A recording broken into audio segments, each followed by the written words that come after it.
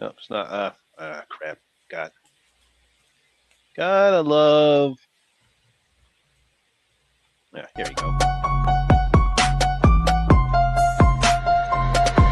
Y'all ready for this?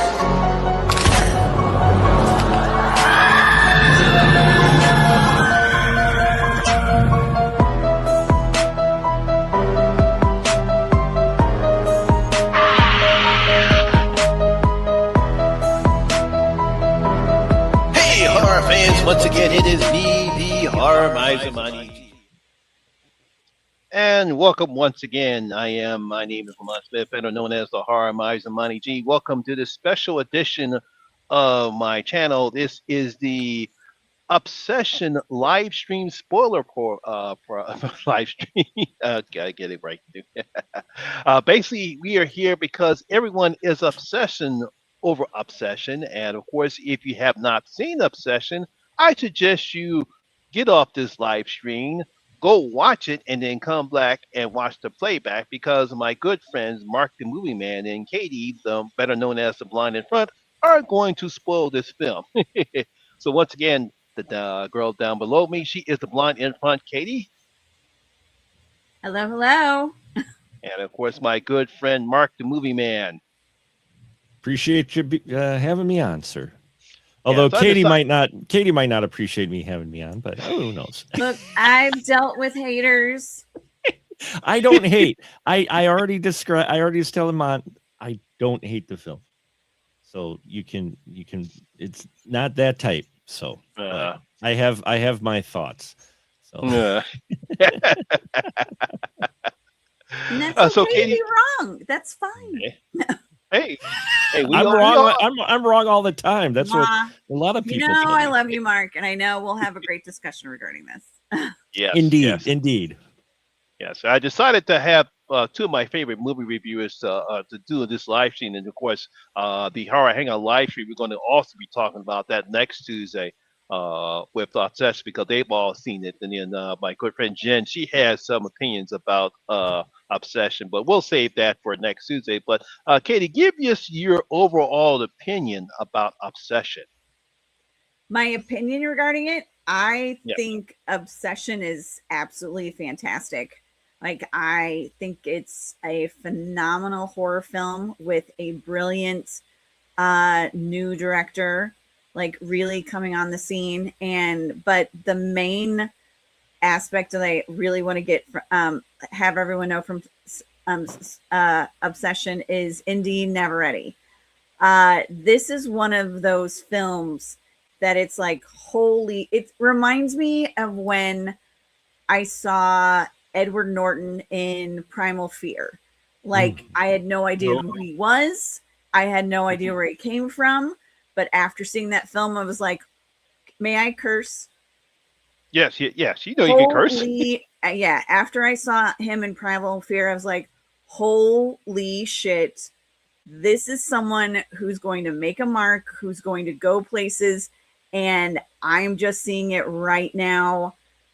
And I was right. I mean, Ed Norton is absolutely amazing. Indy Neveready, this performance, I think, is beyond award worthy. Whether that ends up happening, February, March next year, time will tell, whatever. But even if it doesn't, there's a majority of people who agree this is her film. This is a standout performance, possibly one of the best performances of the year. Again, it's May, so we don't know. But I mean, I would say it's definitely going to be in the top 10. But I mean, this is history making with what she's doing. And I also, with Curry Barker being so young and, with the budget that he had, I love the fact that, they worked with what they did. They had, usually about 3 tries to get something done. That's it. No special effects, no stunt doubles for her. Everything that she did, that's her. That is all Indy Neveready. And I look forward to seeing, what he's going to make in the future. I definitely look forward to seeing what she's going to be doing in the future. And I just think it's an amazing film that has this many people talking about it. Like I mean, I've seen it 3 times. I saw it in March, I saw it in April, I saw it in May. And yeah, I'll see it again with friends. And it's one of those films that, like it or don't, there's so many people talking about it. And it's one of those films that people just can't get out of their heads. They just keep rethinking about things and stuff like that. And that makes them want to see it again. I guess Tom has not seen it yet. He said the trailer looks good. Okay, Mark, what was your Oh, sure. You observation? started with her who just loves the film. Well, then Yeah. again, she is a lady, and I am a gentleman. So. Well, I will put it this way that I fully agree. Indy Navarrete is the reason to see this film. I loved her performance. And in all honesty, she's the reason why you're talking about this film, not so much the script. And this is the problem I had with it. I think if you don't have as powerful of a performance from Indy Navarrete in this film, people aren't talking about it as much. I honestly don't. Only because the world building that he did, if you look beneath the surface, starts to unravel, and it was the pieces weren't clicking like I think he was trying to make them click, because it opens up a number of holes. Going into this, I thought that the whole wish stick was going to be like one of those vintage novelty ones that you're on a shelf that, he happened to find and used, and it caused this. The fact that they talk about a lot of people are buying these, it's all over. Yeah, that looks awesome. The fact that he goes on the internet and, he sees the Reddit forum, which is not where you really want to get that information, shows, yes, this is real. Yes, this is not real. If things go as bad as they do with this couple, and these sticks are everywhere, you would have had far more reports and things of happening that we don't get to see. Now, that might seem small, but it's the scope that he put this on that bugged me a bit. If he would have kept it to a small scope, to this being like a vintage item that he happened to break that no one else tends to break or anything, if they even have it, then maybe I could buy into it a little more. But while it's a minor criticism, it does, and then there's a couple other things too that he chose with the wish stick that everything is kind of triggered off of, that I wish he would have did a little different. But I still enjoyed it. I still think it's a very effective horror film. I think Indy is fantastic in it. I just think there are a number of things in here that had me scratching my head a bit on of why they chose to do that, and in doing so took it down for me a bit. So, but that's where I'm at. But it's still an effective horror film, and I think people should see it, and it's cool that people are talking about it, and the themes that he's covering in it are fantastic as well. Don't get me wrong, completely, and seeing discussions online has been fascinating to see somebody missing the point of the film. So that and the story around it, like Katie says, is something too that's built around it as well. Now that affects people of how they consume a film. So, but for me, it's good. I wasn't blown away by it, but I think that it is definitely worth watching and worth talking about. So, Yeah, because I hear what you're saying, but to me, it kind of just, for me, I think the reason why he added it on, because it kind of makes sense in the scope of where the film was going. He was trying to figure out, was the one which really, was it actually real? Is this not fake? Because I'm skitzing here because I actually made this wish, my wish come true, and now I'm regretting it. So now I got to find out this is real. So in a sense, I think that's the reason why Curry did that in that particular film. So to me, it makes sense, because if I get something and it's not working and something's wrong, my first instinct, everyone's first instinct, is to search for it and do a Google search for it. Yeah. So well, to me, it really didn't take me out of the film. But I understand where you're coming from. No, I may have not have explained it right. It wasn't the fact that he searched it, is the fact that you didn't have as many other examples of the extreme nature of what was going on between him and the girl that between him and Nikki. If there were other examples of those extreme things happening around because other people have been buying a wish stick, then I'd be like, okay. But the fact that he goes online, he can only find one paragraph and people are debating and you're not seeing other cases of extreme things happening that were introduced to in the film. I wish he would have kept the scope smaller for me to really get into it more. But what do you think, Katie? I think, well, there is the one where the and I believe it is a guy, and it is interesting that each one of the answers they're all guys from what I gathered in that. But the one that did show the extreme difference is like, my mom was fug ugly and now she's hot.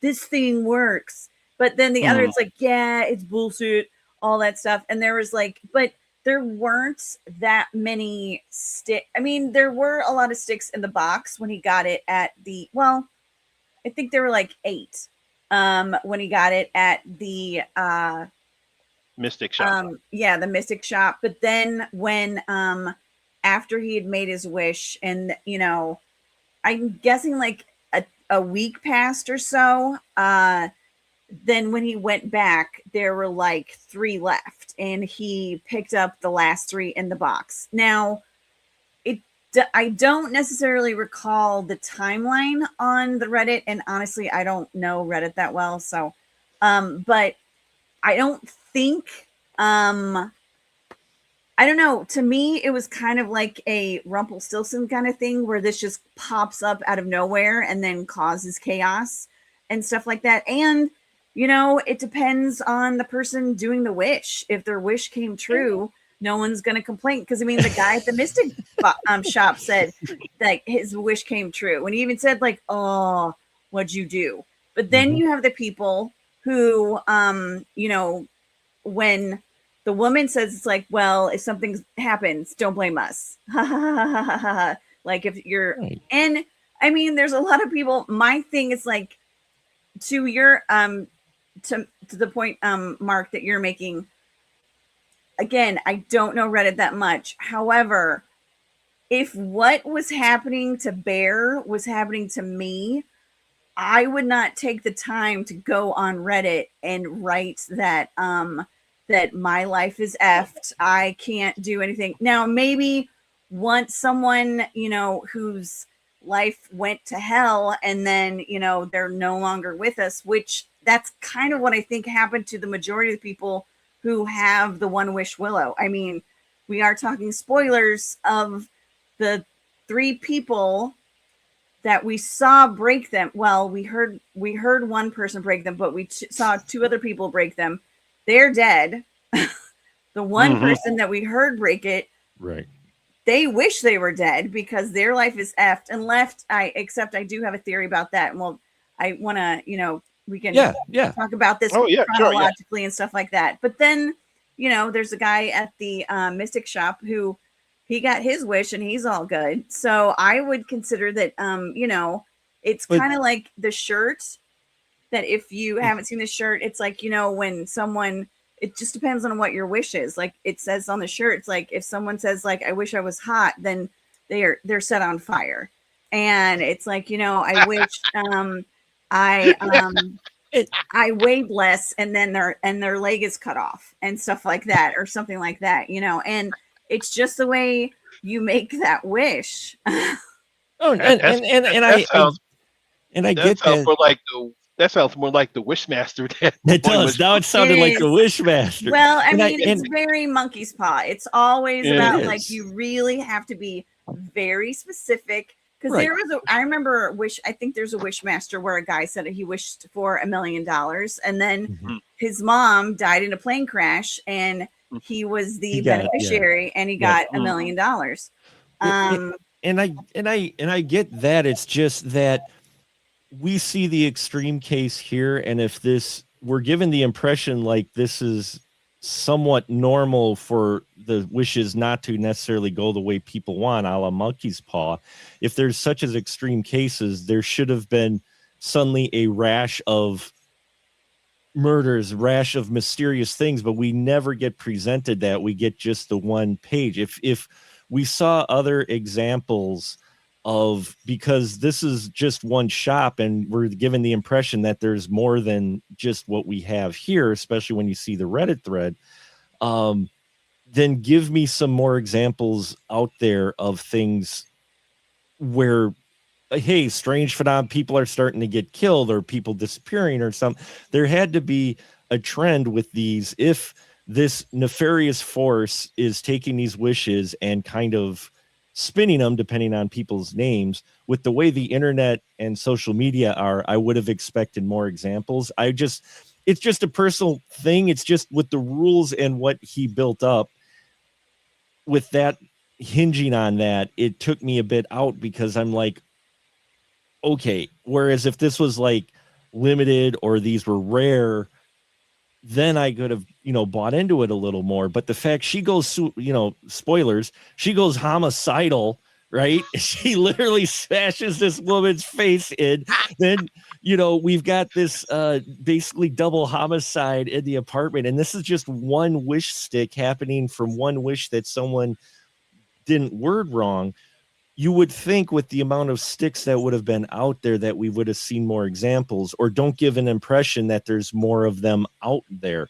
And that's where my kind of stickler with some of that is. Now, again, it's minor. Again, it didn't make me hate it, but with the wish stick, then it took me a bit back with this going, okay, why are we taking it on a bigger scope, and why wouldn't you have seen at least a few more examples? So I get the impression, yeah, this is something that, if you want it bigger, give me bigger, I guess. So I understand. My only thing is that here's the thing. If there were other things going on that were because of someone's ish or the ill-fated things that happen with the wish and stuff like that, I'm going to give the example of when Bear goes to Ian and says everything to him. Like, look, this is what happened. This is why this is going on. I need you to do this. It's like, okay, sure. It's like, so all this happened because yes, you just need to make this wish and say, I wish Bear never made a wish. No one's going to, I don't see any detective in a police force going well, you know what? I wonder if because they cracked this one wish Willow, this is why there's a triple homicide in this apartment and all that stuff. That's my only thing. I don't think that a lot of people will be it must be because of this thing, because it's just so far-fetched. And even his best friend, when Bear is covered in blood, obviously traumatized and stuff, and look, this is the reason, it's my fault, I just need you to do this to correct it so that it can go back to normal and all that stuff. And all Ian had to do was listen to his friend and do what he asked. But of course, Ian is Ian, and he's a skeptic, he's a shifty guy, which he has his bad points, he had his good points, and then he has his bad points again. But if he had just done that one thing, everything could have gone probably back to the way it was. But yeah, I get what I see what you're saying. I don't agree with it, but I see what you're saying. I know you don't agree with it. I'm with what I understand what he was trying to go for with it, but I just needed other examples. And no, I'm not asking for a cop show or investigation, but the internet, there would have been more than one page in his results about the One Wish Willow, with other odd things happening with it being done, and with the way social media is, he would have found a lot more than what he did. And again, that's just that. And also the thing with Ian too was, anyway, I'll stop. I'll just sit in the corner. You guys can talk. You can say, what's the thing with Ian? The thing with Ian, why did he show up at the end going, the $1 billion is real, when they were both in the room and the dollars fell from the sky there? The only reason he shows up at the apartment again to say, hey, the money is real, is so he could get shot in the head by Nikki. Nikki. Mhm. It's a change I wish he had made. The reason he was there, if Bear wasn't in the room when they cracked the wish stick and the money's coming out of nowhere, makes sense. He comes running and says, hey, the money is real. But they're both in the room. There was no reason for him to now run to Bear and say, hey, the money is real, when they were right there and they could literally look at the money and see it was real. He wasn't running to Bear to say the money is real. He was running to Nikki to say, Nikki, I've got $1 billion. Come out. And then when he opened the door, it was at Bear's house. It was at his apartment. Well, no, it wasn't. It was at Ian's house. No, but Bear and her. He went to Ian's house to confess about what had happened, and then Ian just, I wish I had $1 million. And snapped the $1 billion. $1 billion. Next thing you know, all this money was coming down, and it freaked him out for a bit. And then once he realized that Bear was true, he ran to Bear's apartment. But they were already there. The money was already true. Well, no, but he ran to Bear's apartment to tell Nikki, I've got $1 billion. He ran. Why would he run to Bear's apartment to tell Nikki that if he knew Bear was there? That's because with $1 billion, he doesn't give a fuck. No offense, but if someone's got $1 billion, who gives a shit? There's going to be a number of guys that'll be like, I've got $1 billion. Leave this dude, because it was the whole thing that, Ian and Nikki, it's like, oh, it's casual, it's all that stuff. But as soon as Ian saw that Nikki was, more interested in Bear and all that stuff, it became the thing wait a minute, what are my true feelings towards her? It's like, oh, she's just doing this to make me jealous.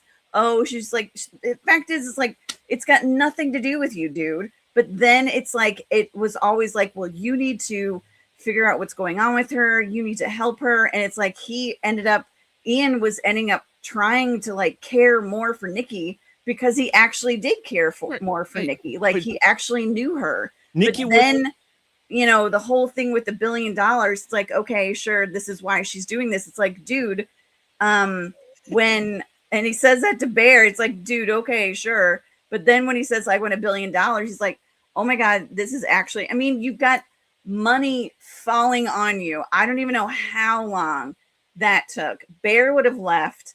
He's probably, I'm just going from, because if I was him, I would have asked for $100 billion or 100 or a billion $100 bills, maybe that.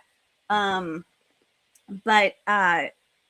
when Ian goes over to Bear's house, it's he's going to get Nikki and say, Bear, F you, friend or not, I've got $1 billion. You've got the girl that I want. I'm getting her out of here and all that stuff. But obviously, it's the fact, that's the twist with the wish, Mm-hmm. Yeah. Speaking of Bear, let's talk about him for a second. Is he one of the most pathetic men that you ever seen before? Pathetic. Here's the thing. It's very interesting thinking about. I've been thinking about this a lot, because I like in the film how what the women, what Sarah and Nikki, what their future aspirations are. Nikki wants to be a writer. She wants to put in her 2 weeks. She doesn't want to work at this place anymore. It's she needs to grow. She wants to go farther and all that stuff. Sarah, she says, I effed around too much in high school. All I want to do is, get my art degree and do this stuff. And yet she's been rejected from all these colleges, but this is what she wants to do. Bear, I was thinking about this, when Nikki and Bear are having their dinner, Nikki has no idea what Bear's future aspirations are and stuff like that. And it's oh, I want to, and then it's they've been friends for years. He knows what Nikki wants to do and all this stuff. Honestly, I don't even know what Ian wants to do, but Ian he's slight fuckboy material. So it doesn't really seem like he is doing much anyway. But it's just interesting to me that no one knows what Bear wants to do. Like, these women have future goals and all that stuff. And I know there's been criticism about, Bear, like his grandmother died and he's living in her house and all that stuff. To me, dude, you probably are like late teens, early 20s. You've got a house you don't have to pay for. Heads up to you. Great. Nice. Yes, it's still furnished in Grandma Ville. What? So what would be different? That you put up some posters? I mean, obviously you don't have, interior decorating degree, and I'm sure you'll make it your own. But I know it's a whole thing that it's like nothing in that house seems him except for the cat. But I think even the cat maybe was his grandma's. I'm not sure. But it's just very interesting that we see him, he's scrolling on Instagram, like looking at her. The first thing that we see from him is when he's in the diner and he's confessing his love and how much, she means to him and all that stuff. And it turns out that it's a waitress. And I don't know what was like in your screenings. When I saw it at a festival, when I saw it at Beyond Fest and Panic Fest, those first two screenings, when that happened, laughter. Like everybody thought I thought it was hilarious because I was like, this is really, really funny that, you're seeing this guy pouring his heart out. And then it turns out that he's trying to do a dry run on a waitress. And then Ian straight up was like, no, that's horrible. What are you doing? Do you even know this girl? And stuff like that. And how the waitress is trying to help. They're actually trying to get a woman's perspective. She's like, well, maybe if you do this. And Ian's like, yes, thank you. Can we get some more water or something? And then you find out it's the waitress. I'm like, one, that's so harsh. Two, I think that's hilarious that it's like you're actually asking, for a woman's perspective.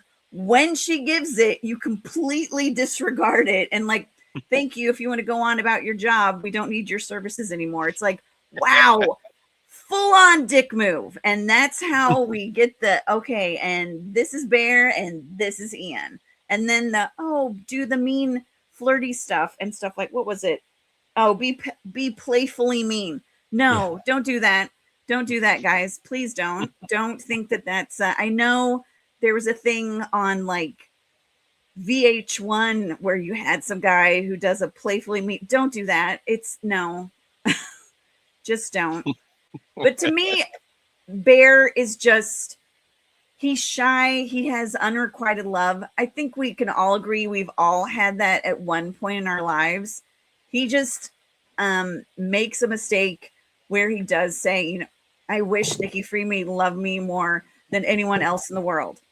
And when he words it like that, it's not that I wish that she loved me. I wish that she loved me more than anything else in the world. To me, my interpretation of that was that she then doesn't even love herself. And that's when the whole, like, I don't think of it as possession because and this is my limited scope regarding it, possession to me is like some 1,000-year-old demon or entity or something that's taking over your body to get something that gain for themselves, like some passageway or something that will open up the netherworld and stuff like that. But to me, when he said that, the Nikki that he loved did not become that. It became a Nikki that loved him, and it's not the same person. Yeah. And I know I can have an argument about that, but to me, it was like the Nikki that he loved was then in the sunken place who had moments of lucidity that we see in the film that has one of the most cringeworthy and like that really shows who Bear really is in the movie. And we can discuss that in a second. So I'm just I mean, I could talk about this film. It sounds like the entity that possessed that girl in Lee Corman's The Mummy. Let's not talk about that. It amazes me because when I see Bear, it kind of reminds me how I used to be when I lacked confidence in dealing with women, I would say in my late teens, early 20s.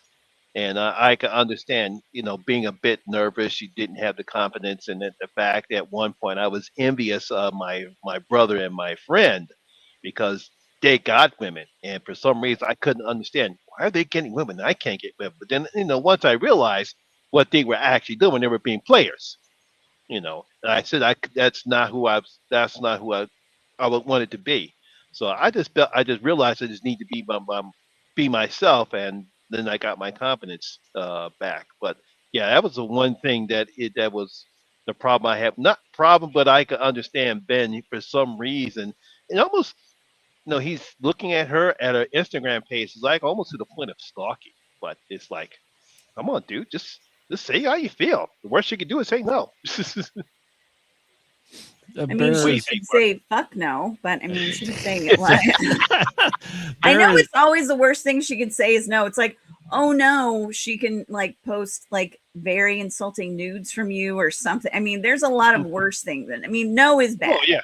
And then there's like really cruel and all that. It's like, but yes, sorry, Mark. No. By all means, I'll shut up. No. No. Bear and Ian and pretty much all the characters in here except for Sarah, at least when we're first introduced them, aren't likable, really. I didn't like them, especially Ian and Bear. The minute I see him, I'm like, yeah, one of these guys got to die. I didn't care for him from the start at all. I having Bear and Nikki know each other for this long and having her act as if she didn't know Bear had feelings for her all along and she went ahead and slept with Ian for 2 years. I'm like, really?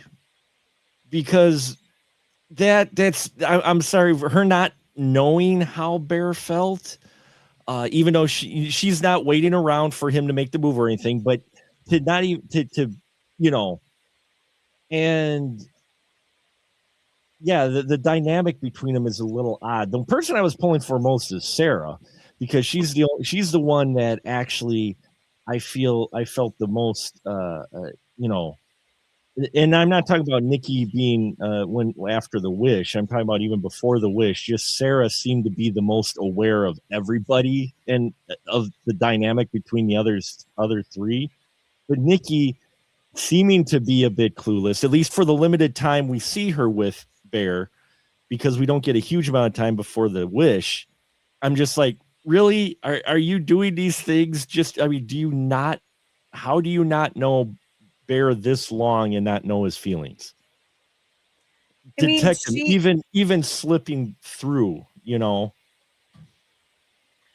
I mean, even if she does know his feelings, that doesn't mean that she can't do what she wants to do. No, I'm not saying she does. No, I'm not saying she can't. I'm not saying that at all. I'm just saying that, especially with how close Bear and Ian are as well. I'm not slighting Nikki. Nikki is unfortunate soul being pushed and pulled in a lot of different ways, and I don't blame her at all for wanting to get the hell out of the music shop and write. I'm all for that.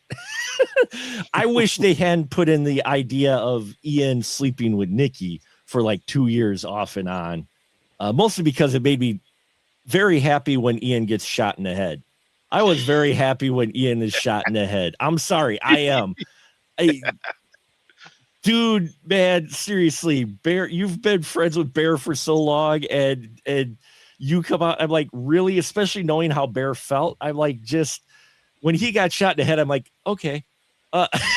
So, and even Bear, I didn't care for Bear just because I wouldn't say he's pathetic, and he is young and he's making the rash decisions. And when you are really feeling that strongly towards someone, I know how that is and how that can screw with your head. I've been there when I was young. So that I don't fault him for, but at the same time, how he handled the situation once he realized what was going on from there on.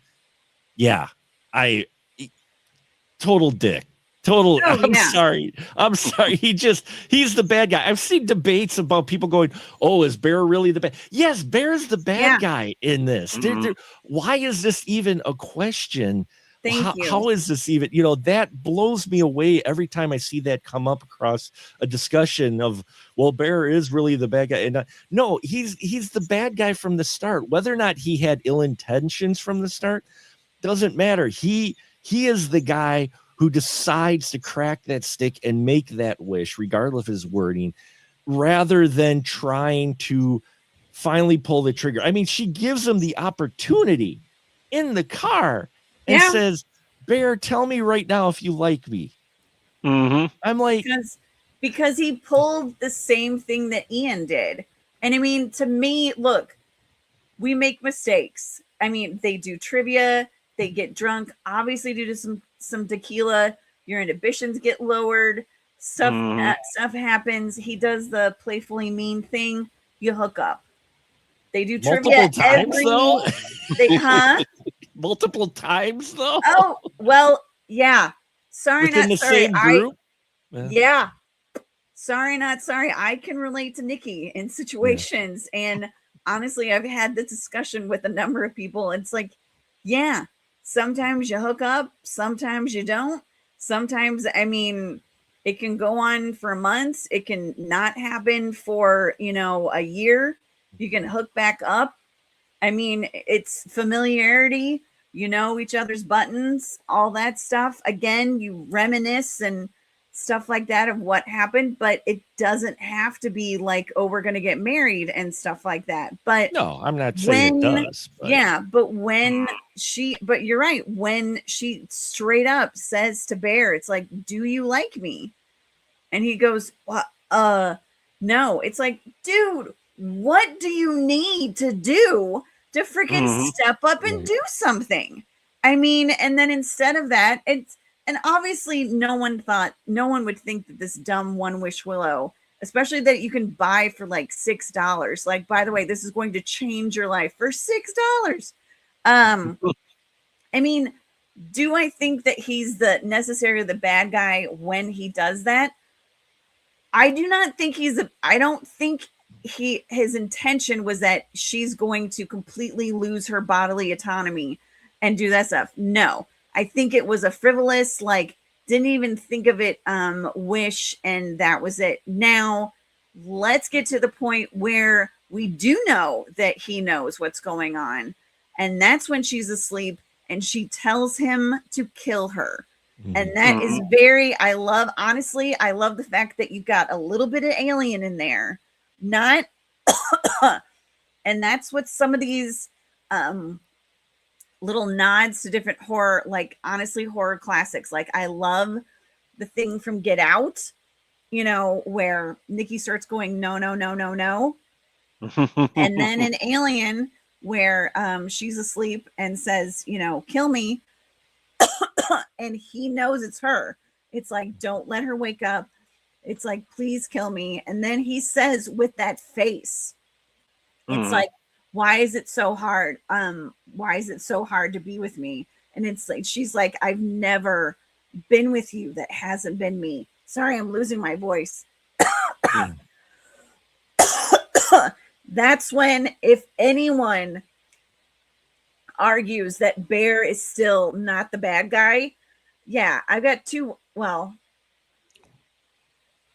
I have 3 words. Sorry, I had to do it. Sorry. Go fuck yourself. Like, he is the bad guy. He is the bad guy. You could say it was even before that, when he says he doesn't want to cancel his wish. He wants to alter it. He's the bad guy. Like, it's like, look, Curry made it seem like he's not the bad guy. And I think that's a brilliant job. How you have a protagonist, proto-antagonist. Like, you think he's good, then he's bad. He is the bad guy. There is no question about it. It's like, if you relate to him too much and think he's not the bad guy, yeah, that's on you. That's on you. That is not. He is the bad guy. He's totally the bad guy. He's totally the bad guy. Monty, what do you say? Oh yeah, it's like, you feel kind of happy for him because he finally gets his true love, but then unfortunately, as we get to see the obsession grow, which why I like what Curry did, it's not automatic. It's not like say in the Buffy the Vampire episode where all of a sudden all the women just immediately just threw themselves to Xander.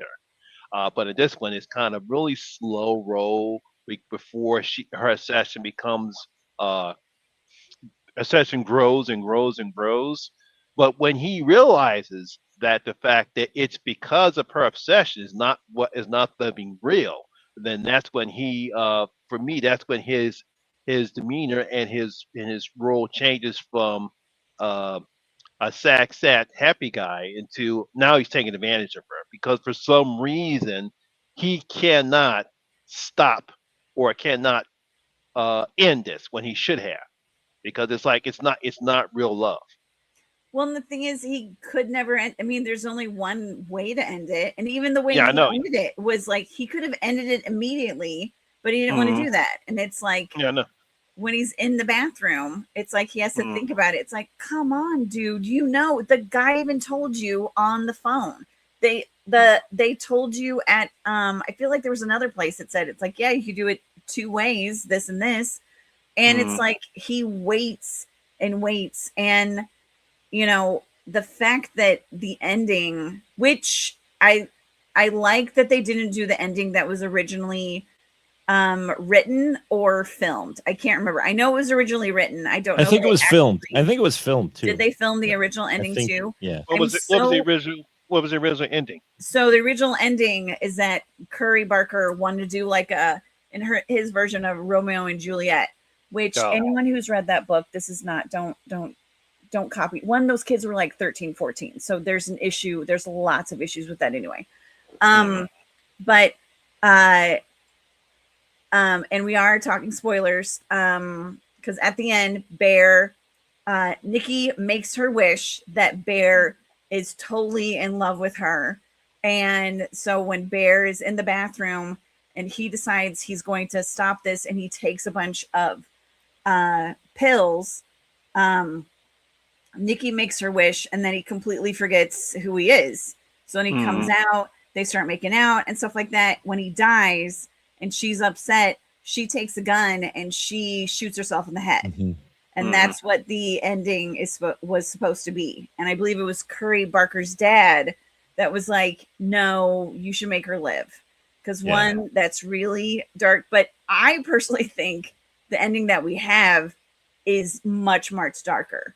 The only thing that someone asked me what they think could make it better, I was like, well, if she is in the sunken place and can remember anything, if she can remember that Ian said he's got $1 billion, that I hope that Nikki like pushes Bear off her lap, says, see ya, goes to Ian's house, gets that $1 billion and gets the F out of whatever town they're in. And we never see her again because there is no way this is going to end up because other than something happening where she's telling the police, no, it was this little stick that made everything do this. It's like, I mean, she did kill Sarah. She did kill Ian. She's going to have gun residue on her hands. She's getting the needle or she's going to jail for life. Like it's not going to end up well. She's going to get committed at the end of this. She's not going to stand trial because she's going to be committed. But yeah, she's got Sarah completely naked and her face ripped off, all smashed in from the wheelchair in the apartment where they're at anyway, because she brought Sarah's body home with her. One other thing I want to add to the Bear character even further to not like him, Katie, that I don't know if you mentioned it. If you did, I apologize. But after he takes the pills, just before the wish happens, he second guesses himself and he's going to make himself throw up to get rid of the pills even. So up until that point where he was going to do it, he changes his mind at the very last minute. Like, you know what? Maybe I can still live with this, and goes to throw them up. And at that exact moment, she cracks the wish. And I loved that moment. I really loved that whole moment there to just say, nope, you didn't get out. But then I'm like, well, he had the pills. How's this going to work now? And then he dies. And I was happy they went that route with it for sure. And I do feel for Nikki at the end. Don't get me wrong. I completely feel for Nikki. It's just these characters, especially the first time we're getting introduced to him, I wasn't quite caring for him too much. And I mean, even Bear, if there's still question with Bear, he's got Nikki. He's got Nikki who is obsessed with him. He goes in the middle of the night to meet up with Sarah, who has news, and he goes there, and they're going to open the last envelope for the university, and Sarah confesses, hey, I was right here the whole time, you dipshit. And this guy who has Nikki, who, yes, Nikki up to this point has been acting very weird, made him question his decisions. You can see it that he's considering hooking up with Sarah right there in the car, or trying to make a move of some sort when she confesses her feelings, because he's just like, oh, really? Oh. Well, and to like add on to that point, like at the beginning of like the somewhat beginning of the film, when when Nikki is telling Bear to come to trivia night, and he's like, I can't, all that stuff. It's like, no, you need to come. Bear never tells Nikki that his cat died. Right. Bear tells Sarah that his cat died at the bar.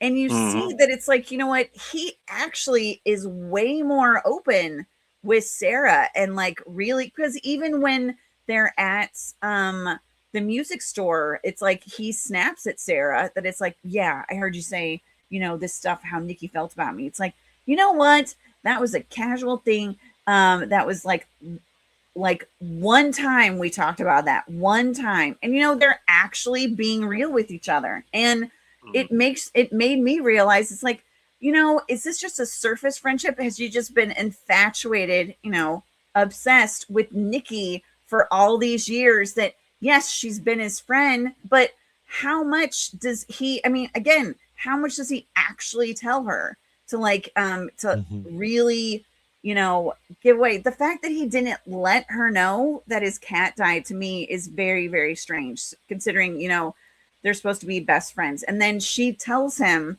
in the car, it's like, I'm really sorry about Sandy. You can tell me anything. He's like, yeah, I know. But he didn't. He told Sarah that like right away. And I don't know. There's so many things about the film that I like. I love the fact that when you meet Nikki, she's in a sweatshirt, she's in her little biker shorts and stuff like that. She's covered up, and she's the cool girl. She's just like, we're going to win this, all this stuff. I love her competitive streak. I love that she's like, what are you two assholes talking about?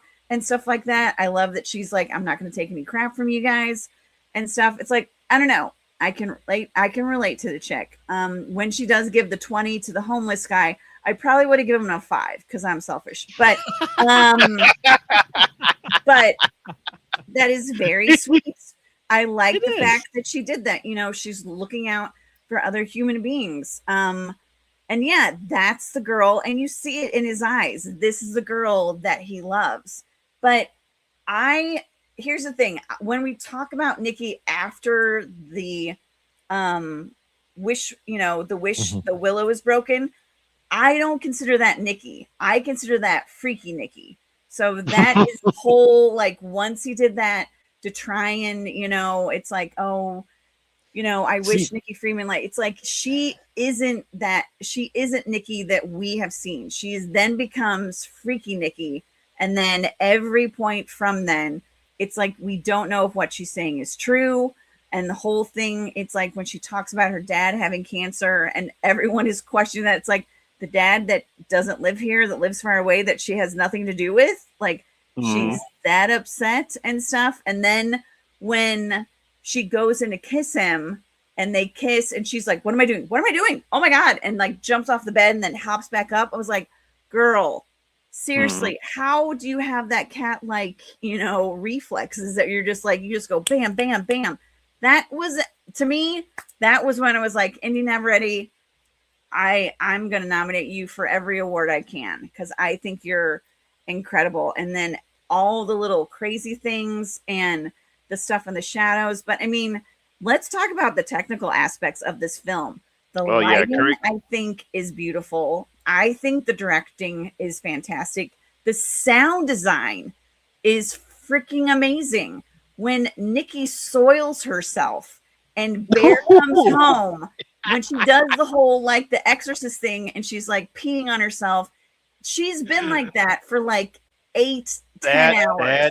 That scene freaked me out. First of all, I like how Curry does that scene because we see Bear looking at his door and he's freaked the fuck out, but we don't see it. But we know something. I'm like, wait a minute, something weird is going on because we see his facial expressions, and then when the camera pans over and the whole entire door is taped up. The first thing I was like, holy shit, I love that. That was fantastic.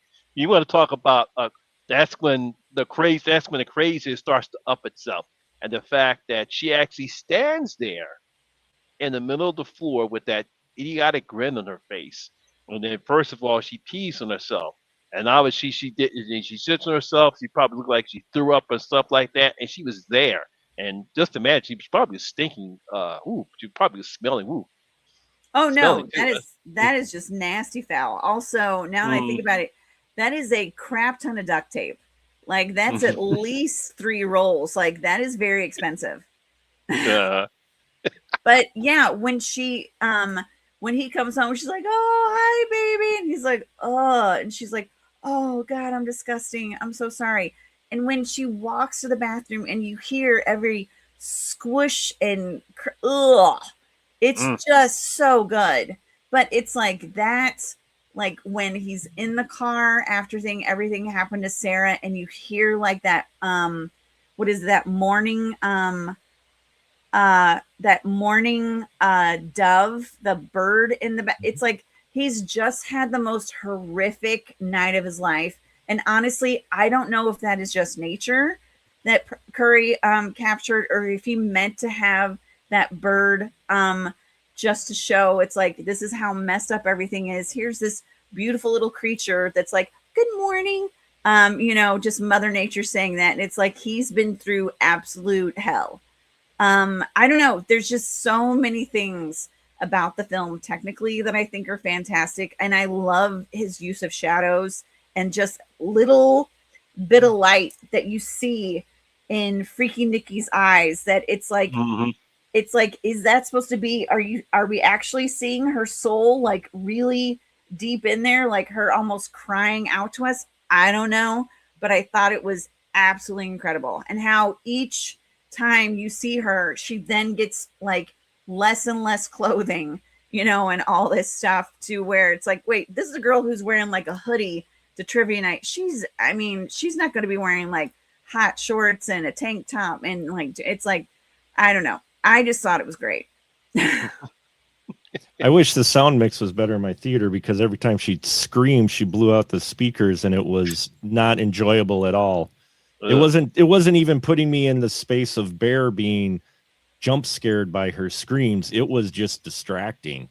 It was to the point. It was bad. It was not good. Some of the stuff comes out really great, but like when she starts yelling and getting loud in that, it didn't work. It was way overdone. And I don't know if it was the theater just didn't mix it right or what, but it did not come out properly to where it was just distracting.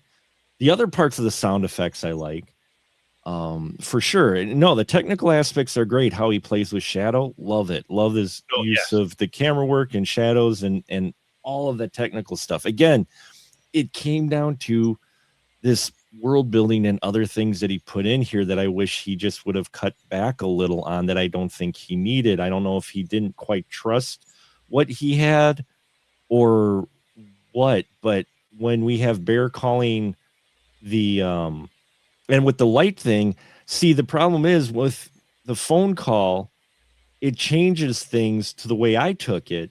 And so when you see the light different in her eyes. I didn't take it as that. I took it as her being possessed, or being taken over more. And I know for you, you mentioned about your possession, and I totally get that, Katie, 100%. But for me, I didn't need her screaming in the background when he was on the phone with this guy to get the idea across that this wasn't Nikki. He had established it so well, we didn't need that. But by doing that, it's implying a more supernatural element than what you already had. If he didn't have her screaming in the background, which again you didn't need, to still do the scene where she's sleeping and the voice and the alien, I think even has more effect then, because then you suddenly realize real Nikki is in there, and whatever we've been seeing hasn't been Nikki. I think it's a better reveal, but having her screaming in the background during the phone call, I think lessened that a little bit, and also gave the implication that she was possessed. Now, I totally get where you're coming from, Katie, and it may not be. It just may be. It brought out the other side of her, was it the naughty Nikki or Freaky Nikki? Freaky Nikki. Thank you. Brought that side out of her and suppressed the other side, and that's cool idea. But by having her scream in the background of the phone, just changed it a bit of what was going on with her. Whereas up until that point, I was taking it as, oh no, this has affected her in a way of it suppressed her normal, say, personality and brought out these other aspects. And I think for me, that would have done a little bit more for me. But having her scream in the background, and then you see the eyes lighting and some of the other behavior she does, gives it an impression that she's actually being possessed by a demon or some other force, rather than this being the wish, and whatever force created the wish just suppressed the one side of her and brought out this other side. And for me, I think it would have been a bit more effective for me, rather than putting supernatural, more implying a supernatural element. Yeah, I actually didn't mind the screaming. To me, it just amplified the problems that he's in right now. You know, he's calling up the whatchamacallit. We hear Curry's voice, which I thought was fantastic, and talking to him. And then next thing you know, we hear her screaming. I was like, "Ooh, wow!" I actually thought it was decent. I said saying to myself, "Well, you're in the shit now, boy." Well, and to me, like, I think that scream is necessary, especially when, you know, you have the humor in that. It's like, oh, so you want to cancel your wish? Like, well, no, I don't want to cancel it, but I want to alternate. Oh, you don't like your wish? You want to alter it? It's like, yeah, I mean, I like it. Just if I could alter it a little bit. Oh, you want to alter your wish? Yeah, we can't do that. Why did you even go through that? I mean, you've got that humor, and then it goes from like that awkward humor part to, it's like, well, do you want to talk to her? And that's the thing where it's like, wait, what? And it's like, and then it's like, yeah, you could talk to her right now. And then you hear the screaming, and he hangs up. That it's like, that's kind of the real, to me, that was a realization of Bear. It's like, oh shit. Like what? Like he knows it's not Nikki, like at that point. And even I think before, he knows it's not her, but hearing that scream, it's like, I felt like gave the audience, it's like, oh yeah, whatever this is, like she's in a place right now where it's like she's like in hell, but it's not hell. I don't know what it is. It's the One Wish universe and stuff like that, because I mean, how many people are in this universe? We don't know. But I just have, I don't know. It's, for me, I don't feel like it's possession. It's, again, it's like the whole like sunken place thing. And I know that someone, like an actual person taking another person's body and stuff like that, and you see like what's happening to you and you can't do anything. I feel like, I don't know. It's like my like knowledge of, you know, possession films and all that stuff. It just, that's not sort of the thing. It's like I said, it's usually like some demon or entity that has a goal that's going to happen with that once they possess somebody's body, then it goes on to something else and it can go on. I don't feel like whatever is with Nikki. Well, it's like once Bear, you know, passes away, that's gone. It's never going to be anywhere else. So that's why I have a limited belief in the term possession. And I know that's me. I've said this, like, I just don't, I feel like it's just something that's just me. I know a lot of people have made the complaint, like, oh, it's just a possession movie. It's nothing special. And I'm like, well, if that's what you think, then no, you're wrong. I but, didn't say it wasn't anything special. No, I didn't say that. I wasn't referring to you. No, but I actually see the way I took about it was, and and this was one of the things where I wish he either would have had he would leave the scream in and take out the line of Bear saying, well, it's a great line, you know, what's so bad being with me, or go the other way around, because where that comes in the moment in time where he's asking what's so bad being with me, he already knows that's not been Nikki.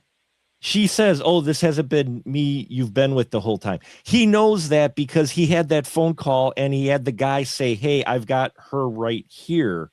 And then you have that scene in the bed. Either it would have been better if that scene took place before he calls the phone number, or you take the screen out. If you say, for me, again, just the way I took it, but by having her have the scream, I'm not saying that she was fully possessed by a demon, but the idea that came across to me was that this is like rent a body for either an entity or another demon to come into and try to experience love or try to portray what that thing thinks love is.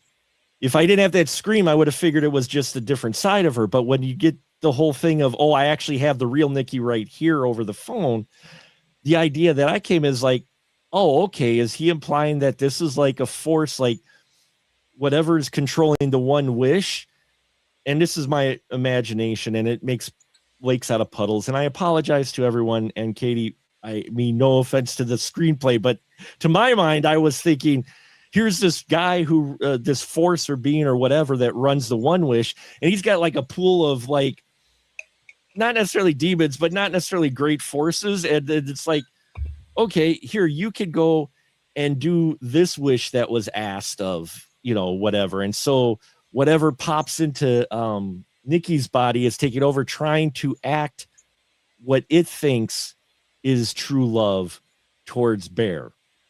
And it's not actually Nikki or a side of Nikki. It's actually something else that's taken her obsession and going with it and going, hey, this is how you act for love, right? Smash the other woman's face into the wheel when you don't like her, and cut up the cat and feed it. You know, so that's where I was. Some of the other behavioral things made me think that this was something else besides a dark side of Nikki that we were seeing. But that, again, like Katie, with you, with the possession and how you know, with your experience, it's the way I interpret it as well, which is why we're discussing this movie and why a lot of people are talking about this movie, is because I think it can be interpreted a number of ways. Yeah. And rather than being interpreted only one way. And I think that's what makes a good movie. It's just some of the other things that I had as a movie by itself of why I wasn't like with it, but you weren't. Yeah. One of the things I have to talk about, obviously we have Curry Baker. We have another person who is known for Parker. Here's another person who's known more for comedy as opposed to, and now, you know, we have him, we have Jordan Peele, we have John Krasinski, as I stated in my review. You know, what is it that we have these people who are known for comedy that can actually pull off great horror films? I mean, it's kind of like love and death. I mean, you know, if you can, I think one of the hardest things to do is make somebody laugh. And that, you know, really takes a lot of skill. And I think the opposite of that, in making somebody laugh, is making somebody scared. And it's like, so if you think of what the happiest thing that can make this funny. And I mean, I've watched like Curry's YouTube channel and the shorts that he does with Ian and stuff like that, because they've been doing this for a while now. I mean, there's a number of them that are just really funny. And sorry, I said Ian, Cooper the Thomas. character. Yeah, Cooper Thomas. the character. I think they were they were roommates at one point and stuff. But their shorts are really, really funny and also can be really, really messed up and dark.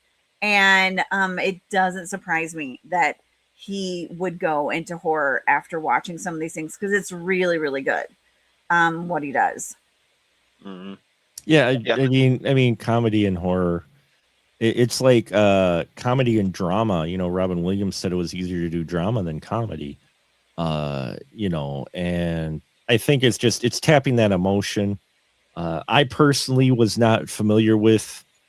I knew the name, I knew the series and such, but Curry Barker, I never watched any of his stuff. This was the first time of his stuff I've actually watched. I know I've been on YouTube 20 years, but I never. There's a lot of comedy on YouTube that's just not my type of comedy, so that's why I haven't watched it. Which I'm not trying to be a snob or that. I'm just saying your personal tastes of humor. It's just not mine usually, but I think comedy plays to emotions, horror plays to emotions, and especially those who like to do dark comedy. It sounds like, you know, Barker's stuff was dark comedy. I mean, Jordan Peele and them, they did, you know, edge comedy. You know, they did stuff that went to some places that people didn't think they would. And I think it's that drive and that motivation and the fact that they're willing to maybe go to places people are afraid to go to with humor allows them to go to places where people are afraid to go to with horror, if that makes sense. You know, that kind of that same limitation is not there. And that's why I think they're able to do that, is because they don't have that, you know, voice in their head going, well, maybe we shouldn't do that. No, we're going to do this, you know, we're going to do this joke. And who cares? I don't care. This is going to be funny to most people. I'm going to go there into this dark joke. And then in the same thing here, no, we're going to do this. We're going to have her stand there and be just soiled. And no, we're going there, you know. We're going to go there. We're going to have her beat the crap out of Sarah with a brick and just really just smash her face totally in. Because she loves him so much. So much. Yes. That is something. I think when it comes to that, it's not, for me, it wasn't like any type of possession. She was just purely controlled by the love, the emotion of love. Because, you know, we've all seen people do some weird shit when it comes to love, unfortunately, and we just look at them as like, are you crazy? But then again, like I said, some people just cannot control themselves with that emotion, you know. And I think that's what Curry did in this particular film, when we have something that goes way beyond control when it comes to love. Just like I always said, you know, this to me was Fatal Attraction, but on steroids. Yeah. And I think going back to, you know, as I call it, the alien scene where Freaky Nikki is asleep and Nikki's actually able to like speak to Bear and, you know, tell him to kill her and stuff like that. I feel like the reason why you need that scream when he's on the hotline, and then you have, you know, him saying it's like, why is it, you know, why would it be so bad to, you know, whatever he says, to choose me and stuff like that. That to me is, and I didn't get this until like, I feel like 2 screenings, and then I realized like the fact that Curry named his character Bear, when you have the hypothetical scenario, if a woman chooses between a man and a bear, Yeah. Like what, what would she choose? And the majority, I actually don't know any woman that I know, the women will say bear. Yeah. And the reason why is, because we know that the bear at least will kill us and that's it. We don't know what the guy would do. But the fact that it is so of this time, that hypothetical online scenario, and the fact, and here's the thing, I actually have not, and if someone has seen it, please send it to me because I do want to know what he thinks about this. I have not seen anyone actually ask him that and him have the answer to it, because I think it's like borderline genius that he did that, because honestly it's very subtle, but it didn't hit me over the head, or it didn't hit me with a brick over the head. But once I thought about it, I'm like, holy mother, like that is just it's just so now. And the fact that this movie, it premiered at Toronto International or After Dark, so this was made like in maybe early 2025 or 2024. And Yeah, I around think it was 2025. 2024. Yeah. yeah, About so I mean, 2025, this is because like, I heard it hit the festivals around last year. Yeah. well, yeah, and because I saw it at two festivals this year before it came out and stuff like that. Mhm. So the fact that he just like, if he did do that, if he didn't do that, then the coincidence is crazy. But the fact that he really put that to use in this film, because it is when, again, if you don't think that Bear is the bad guy, it's at that moment that there is no question he is the bad guy. Like, Mhm. that's it. And yeah, I just think it's great. I am obsessed with this film. Like, honestly, I would buy the sweatshirt if it wasn't $90. I got this. See this one? Yeah, I see. I saw that you put that. I Mhm. saw that on your Yeah. whatchamacall myself. She got She And got then the T-shirt on. I She got got You got the this all for the one swag. with free. Willie. I'm so glad I got Got this all the for swag. free. I got these little things that I got from different film festivals and stuff like this. And it's Mhm. also one of those things too that I know someone said they're going to wait till it streams. Don't. This is a film that should be seen in a theater. You Mm. really should, especially for the sound design and just that crowd reaction. Like, honestly, it is fire. Like, having everybody, have those different reactions, and especially like that almost comatose walk when they get done with the film, and it's like, what what did I just, what? Yeah, it's, I don't know. I think that's amazing. Well, from what I've read, it looks like Curry Barker is he's been picked to do the latest Texas Chainsaw Massacre. Do you think he actually can succeed and create a great one? Here's the thing. I think if, as long as he does it his way and he doesn't have studio limitations, because honestly, uh, they're going to be giving him a lot more money. And with that money there's going to be stipulations. There's going to be things that, they may say he has to do, all that stuff. They might have to do like, oh, you need to take this stuff out of the script, all that.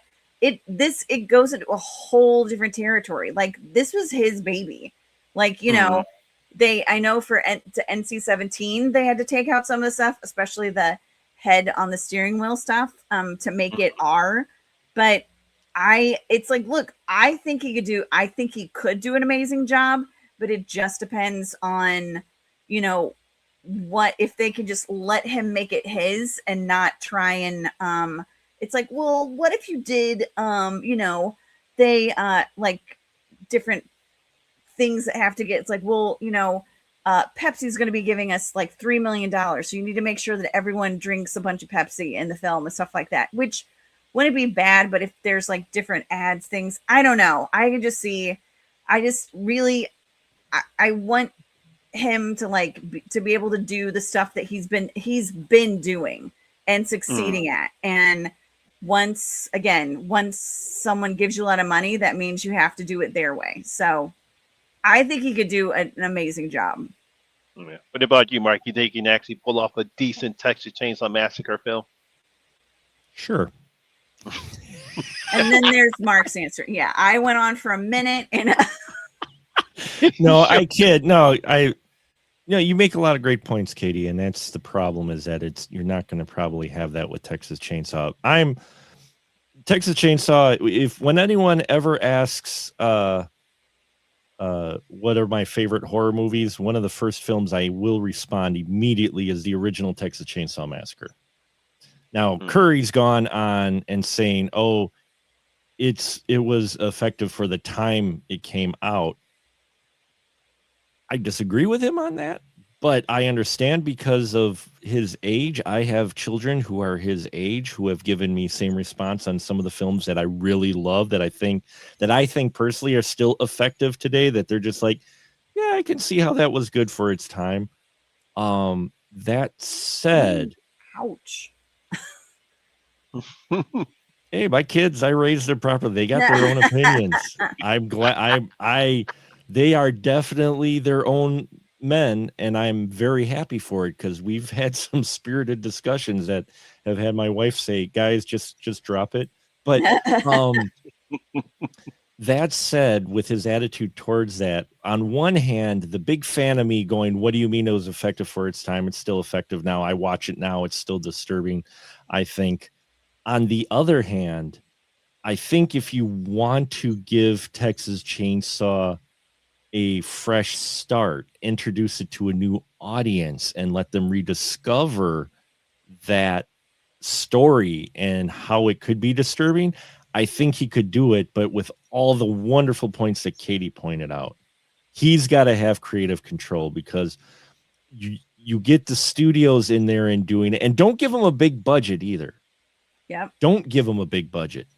I mean, one of the greatest quotes I heard when we were getting the comic book movies and Deadpool came around, and the guys who made Deadpool, even though they had a big budget, they didn't have a huge budget like other comic book movie films. They only had like 90 million or something like that.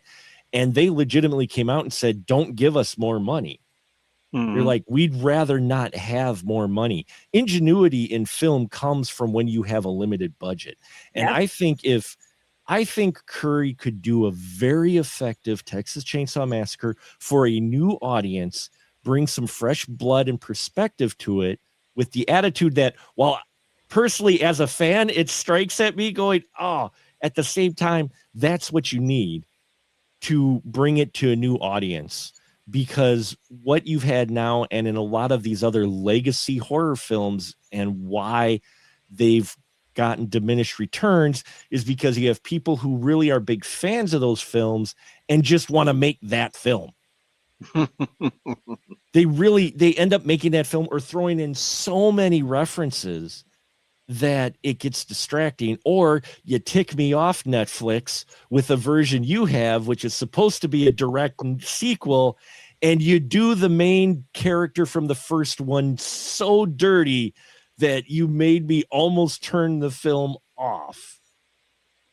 That is not the way to go. I think Curry could bring a fresh perspective to Texas Chainsaw if given a limited budget and if he can make it. But like Katie said, all the wonderful points Katie made, yeah. I don't think that you could do that without a chainsaw top. No, you have a chainsaw arm. We'll give him a chainsaw arm. But yeah, that's where I'm at. But that's a broader discussion about legacy horror in general. How, as much as I love seeing some of my favorite characters on screen again, I really wish people would have left them alone and bring up new stuff, because horror is a young person's genre overall. Well, folks, it's usually geared towards young folks. It's usually geared towards the 20 and 30 somethings. It's not geared towards a 50-year-old white guy in the middle of his basement. All right. 50-year-old white girl and it's not. No, but when they write I'm a 60-year-old African American. we're not necessary, but in general, horror has a history of appealing to the young, as in you see your kids your age in the woods doing bad things, getting killed, it connects a little bit more. And that's how usually horror is written. I would rather have them write more horror for for younger audiences than trying to keep going back to the well and bringing up new stuff when all of us we're happy with the way things ended with the majority of those series is where I was going with it. Sorry, long walk, short pier. I fell off it. I know. But you know what I mean is we all love those series. We were set with those, like like Halloween, done. Good. I did not need to see. Now, don't get me wrong. I love seeing Jamie Lee Curtis in it, and the first one was okay, but I didn't need 3 more movies after that, much less really need to see her, because I had come to closure on those series, and they keep bringing up these legacy series and trying to, and like, no, give the kids something new, you know? No, here's the thing with any of the legacy series, we're totally going off topic and stuff, but with the legacy series, once it gets to 3, I feel like that's done. Like, I liked Halloween 1, 2, and 3. I liked Nightmare on Elm Street. I like Nightmare on Elm Street 1, 2, and 3. I liked Evil Dead 1, 2, and 3, and stuff like that. Hellraiser 1, 2, and 3. Yeah, and it's one of the things that it's like when they try and redo, or like, you know, the reimagining and stuff like that of these legacy films, is that, I mean, both Texas Chainsaw Massacre and Halloween, I mean, everyone thinks that Texas Chainsaw Massacre is such a gory film. They had some exactly. It's not. It's not. It never was. Because it's what you think you see, but you don't. It's like they had one scene where they cut the guy's stomach with the chainsaw, but then you don't see a lot of the other stuff. And that's the same thing with Halloween. Like, there's a teeny tiny thing that he does. He lifts somebody's body up, but it has minimal blood. And you know, but it's all the fact, it's like what we think we see, it's the suspense of getting caught and stuff, and that's what a lot of movies are missing. And I mean, look at Jaws. You don't see the shark until the end because it costs so much, and it kept breaking down. Yeah, and of course Bruce didn't work. Bruce was a mess up, man. And bringing it back around, that's why I think Obsession does work. While it doesn't necessarily work for me, I understand why it's striking a chord with so many out there, especially those younger movie watchers now, because this is the type of horror that you need. You need someone bringing some fresh ideas that are based, that are definitely borrowing from Hollywood's been borrowing itself from years, though. So the fact that people will throw in and go, Obsession is borrowing from this horror and this movie. Yeah, and those horror movies were borrowing from these horror movies. You're going to have to go back to the 1920s and early 30s for anything that you might consider original. And when you see that, you go, oh, I've seen that done before, and it was been done better. Yeah, but that's where they got the idea from. You know, so as far as that argument goes, if it's done well, which, again, it didn't blow me away, but I still think Obsession is a good modern horror film that should be seen in the theater. While it didn't while I'm not as enamored, it's not necessarily for me. This film, necessarily, as far as what it's trying to say and what it's doing, isn't exactly for me. It's for what it's saying about women's autonomy and other subjects. It's for folks like Cati. It's for younger folks who are dealing with emotions, crushes, and how they handle that emotion that you're getting, as you, Monty, mentioned, the dumb stuff you do when you're a late teen, early 20s, so yeah, that's who it's for. And I hope they keep making more, because that's what I want to see, because that's how you get new horror fans, and you don't get people going, oh, what are we rehashing this now? Yeah. And I mean, we all know that there's going to be like the Temu version of Obsession called like Can't Stop Thinking About You, and from Asylum for sure. Oh yeah, and then spin-offs you mean. Yeah, yeah. Obsessed with You, and all. There's going to be like, those versions of this film that won't be this film and stuff like that. But I also love the fact that, and we didn't even talk about this, I love the fact that honestly, I didn't know any of these people. I went into this movie blind, and all I knew is that someone that I know who was at Toronto After Dark said that this is a film to watch. So I've been waiting patiently since September to watch this film. But I love the fact that the biggest name of the film is Andy Richter. And it's not like, it's like, oh, you know what says it's going to be a truly great horror film? Well, if Andy Richter's in it, then that means I got to go. And now people can say this. Yeah, because India already, the only thing she was in was Superman and Lois. Yeah, so I like the fact that these are people that we don't know, so we don't have, because honestly, the majority of the time, and Mark, I think you can probably agree, Monty, you both can agree with this. When we see a movie, if it's got some people that maybe we don't know who they are, but then you have maybe a bigger name, I'm like, okay, that's going to be the killer. Like within 3 minutes of seeing that film, I'm like, that's a person who kills everybody. And my friends are like, what are you talking about? Just watch, 75 minutes in, you're going to see that it's going to be the killer. Something probably happened to their wife and baby. They're taking revenge, all this stuff. They're like, what? And then 75 minutes in, they're like, how did you know this? I'm like, do you think this is my first rodeo? I mean, they put all the money. They put all the money on the big name, thinking like, oh, this is going to be a big reveal. We know who that person is. So guess what? It's not a big reveal. Or that one that name is going to have one scene in it. There's that too, where that person's got like a cameo or whatnot, but they put the big name on there, and you're like, oh.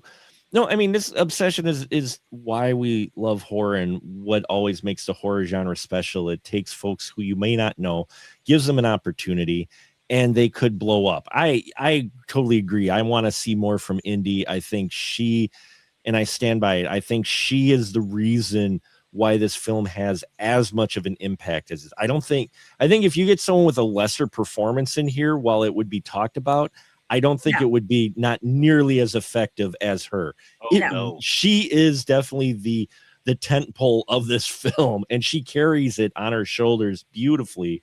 And she does so well in here that even for me, I know I've mentioned the weaknesses in that, but I didn't care necessarily because of her performance. It didn't ruin the film for me because I watched her, and even with the other problems I had with the screenplay and that, with her performance, I'm like, yes, I will. Yeah.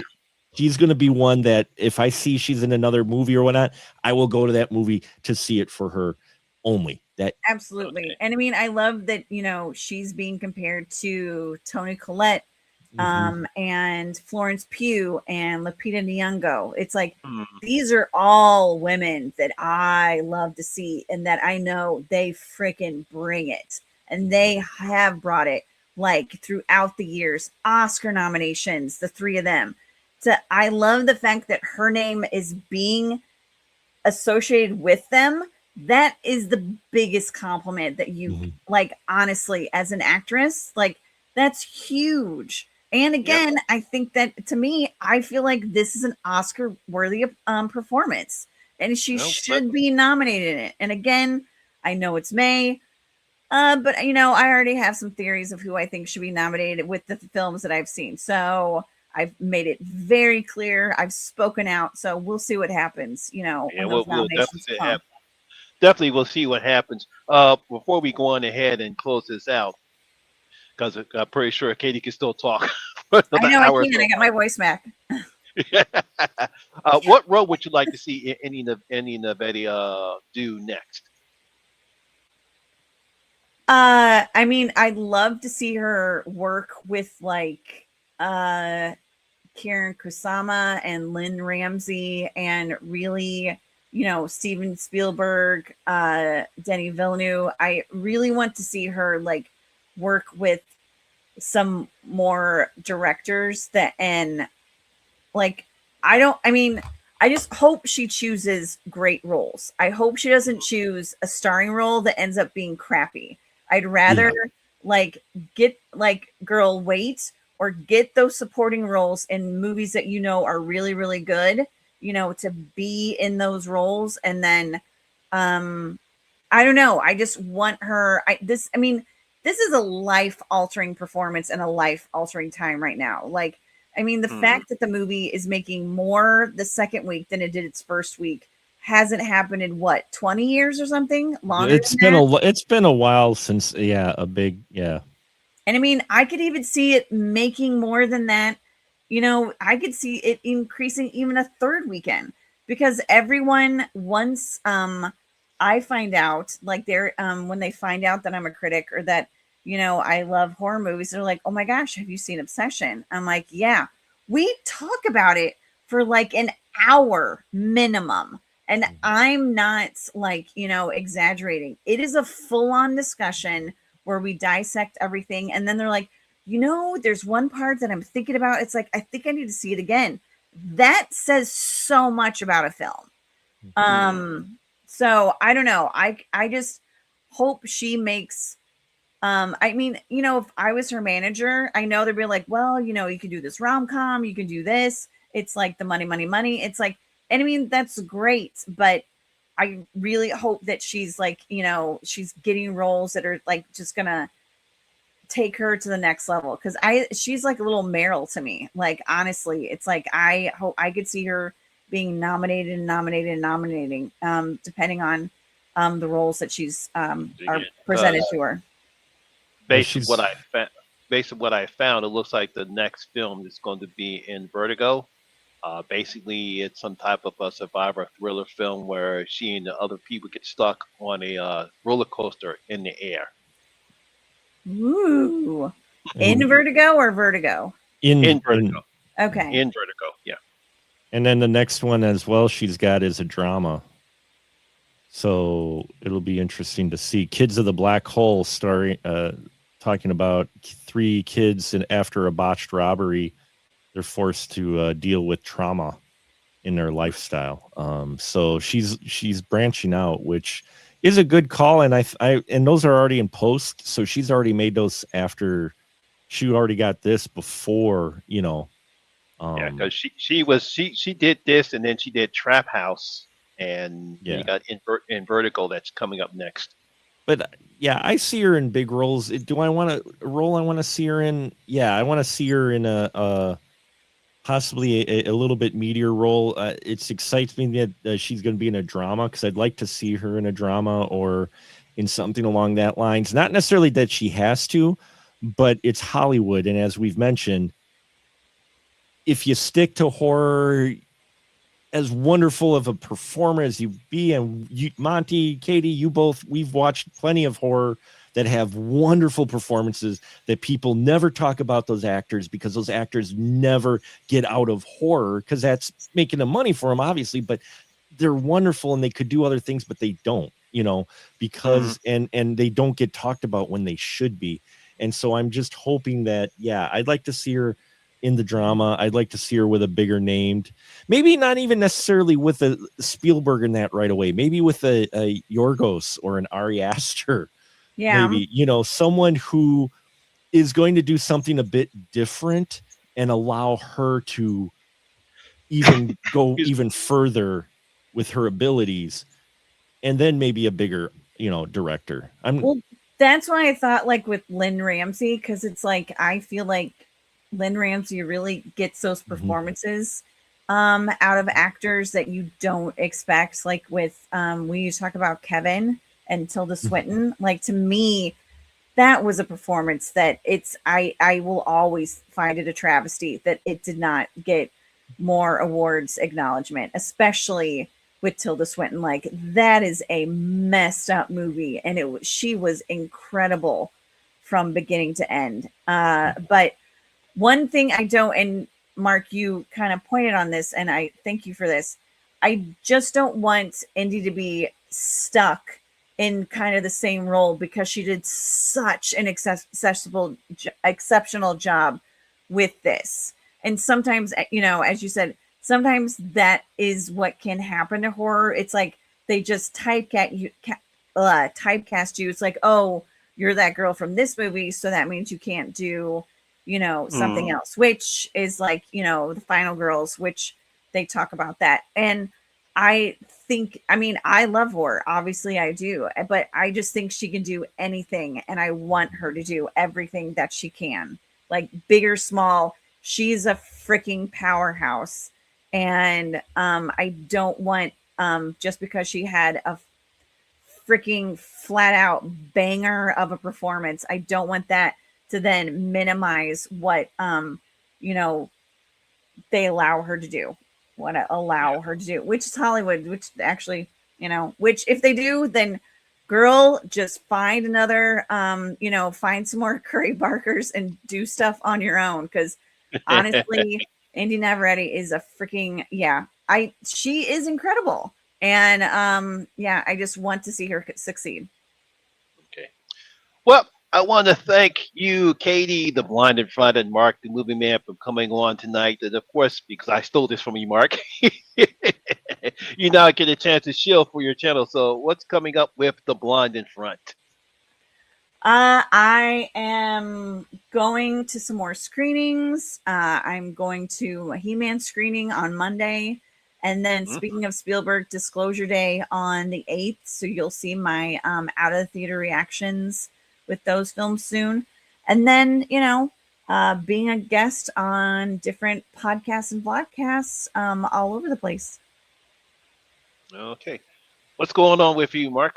We've got an interview I just did with a British filmmaker, Martin Gooch is his name, and he's actually done a lot of stuff over the years. We got to talk about his film career as well as the festival that he's holding in California, which is featuring some of his shorts that he's done over the years. Basically, he's going in chronological order from when he made his first one on 16 millimeter film all the way through to stuff he's made on digital. And it was a lot of fun talking to him and learning his experience because he's worked all kinds of jobs in film and TV. He's a award-winning director from the BBC. So that's coming up this week, as well as more reviews and podcast episodes. I've got a lot of backlog of reviews. I've dropped 5 of them this week. I've still got a bunch coming out. So yeah. But specialmarkproductions.com, you go there, there's links to all my other stuff. So okay, and of course I have my review of Obsession that's up on the channel right now. If you haven't checked it out, my latest Women in Horror interview with Melissa that I met at when I was at Crypticon over the weekend. Of course, next Tuesday, the Horror Hangout live stream will also be talking about Obsession because we're all obsessed with obsessions. So want to check that out as well. Want to thank everyone that was in the chat. And of course, and as always, once again, my name is Lamont Smith, better known as the Horror Miser Monty G. And always remember, horror rules. Good night, everyone, and please stay safe out there.